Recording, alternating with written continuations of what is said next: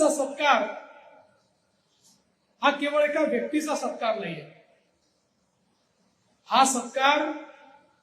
एका सामान्य माणसाने असामान्य कसं व्हायचं याचा जो मंत्र आपल्याला दिलेला आहे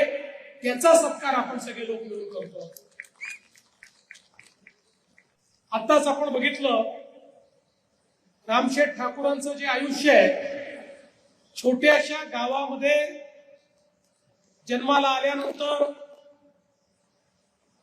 शिक्षण पूर्ण करण्याकरता त्यांनी केलेली मेहनत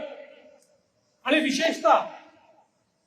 कर्मवीर भाऊराव पाटलांनी जी रयत शिक्षण संस्था सुरू केली त्या संस्थेच्या माध्यमातून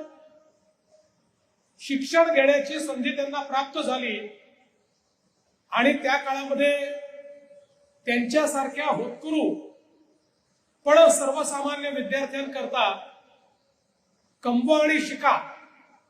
अशा प्रकारची जी योजना सुरू करण्यात आली होती त्या योजनेमध्ये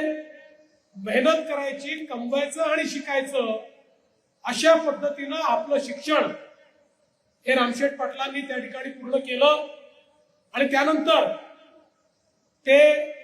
इथल्या शाळेमध्ये शिक्षक म्हणून त्यांनी आपली नोकरी धरली। 200 रुपये पगारावर पहिल्यांदा त्यांनी नोकरी सुरू केली आणि आपण आज पाहतोय की स्वतःला शिक्षणाकरता ज्या काही अडचणी सहन कराव्या लागल्या, आज अनेक शाळा, शैक्षणिक संस्था, अनेक मुलांचं शिक्षण या सगळ्यामध्ये इतक्या मोठ्या प्रमाणात आपलं संपूर्ण जे आयुष्यात कमवलेलं आहे ते लावण्याचं काम त्यांनी केलं आणि अनेकांच्या जीवनामध्ये शिक्षणाचं जे काही पुण्यकर्म आहे ते करण्याचं काम रामशेठ ठाकूरांनी केलं। पण त्याच वेळी ज्या रयत शिक्षण संस्थेने त्या ठिकाणी त्यांना संधी दिली, ज्या कर्मवीर भाऊराव पाटलांच्या योजनेतनं त्यांना शिकायला मिळालं, मला असं वाटतं की जशी एकलव्याने आपली गुरुदक्षिणा दिली होती